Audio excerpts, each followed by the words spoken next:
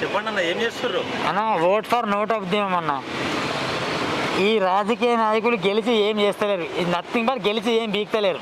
నా పచ్చి భాషలు చెప్పాలంటే అనకూడదు, కానీ వీళ్ళు ఇచ్చేటని దొంగ హామీలు అన్న. వీళ్ళు ఇచ్చేటని దొంగ హామీలు, లేనిపోని హామీలు, బూటకపు మాటలు, రాజకీయ ర్యాలీలు, రాజకీయ ప్రచారాలు, ఒకరినొకరు తిట్టుకోవడం, ప్రచారాలు చేసుకోవడం, కలిసి రాత్రులు విందులు చేసుకోవడం, చిందులు చేసుకోవడం, వ్యవస్థ దుర్మార్గం అయిపోయినాయి. ప్రజాస్వామ్యం అంటే మొత్తం ధనస్వామ్యం అయిపోయింది. ప్రజల కొరకు ప్రజల చేత ప్రజల యొక్క పరిపాలన కాదు, డబ్బు కొరకు డబ్బు చేత డబ్బు యొక్క పరిపాలన అయింది. దీంట్లో కాంగ్రెస్ వాళ్ళైనా, బీజేపీ వాళ్ళైనా, బీఆర్ఎస్ అయినా, ఈ మూడు పార్టీలు కూడా గెలిచి ప్రయోజనం లేదు. వీళ్ళకి ఓటేసే బదులు నోటాకా నోటేయండి చర్చ జరుగుతూ ఉంటున్నాను నేను.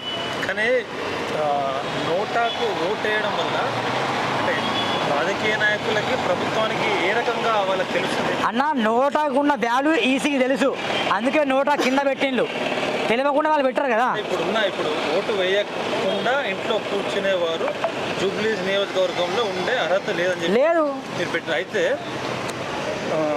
ఇప్పుడున్న ఇక్కడ క్యాండిడేట్లు కాంగ్రెస్, బీజేపీ, బీఆర్ఎస్ ఉన్నారు. అవును. ఇండిపెండెంట్ క్యాండిడేట్ 30-40 మంది పోటీ చేస్తున్నారు. అవును. అంటే ఇది ఉన్నదాంట్లో ఎవరు కూడా మంచోళ్ళేరని చెప్పి అనుకుంటారా మీరు? లేదన్న, ఇప్పుడు ఇండిపెండెంట్ క్యాండిడేట్ ఓట్లు వేసిన వాళ్ళు గెలవరు.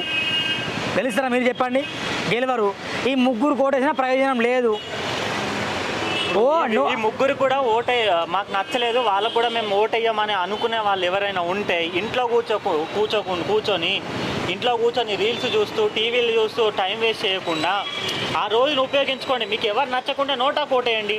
ఒకవేళ నోటాకు ఓటేస్తే రాష్ట్ర ప్రభుత్వాలలో, కేంద్ర రాష్ట్ర ప్రభుత్వాల్లో చర్చ అనేది జరుగుతుంది. ఎందుకు ఇన్ని వేల ఓట్లు నోటాకు పడ్డాయి, ఎవరు లేరా, అభివృద్ధి చేయట్లేదా, అసలు ఏం జరుగుతుంది అనేది ఒక చట్టసభల్లో చర్చలు అనేది జరుగుతాయి అన్న.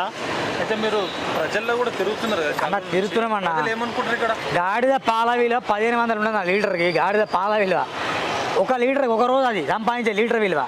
ఇప్పుడు ఈ ఓటర్ల విలువ 1000 రూపాయలు కూడా లేదు. సూర్యన్న అని చెప్పి అన్న ప్రజల కోసం మాట్లాడుతున్నాడు, అక్రమ కంటెక్కిల మీద రాజకీయ నాయకులు, ఉప రాజకీయ అందరిలో మాట్లాడుతున్నాడు.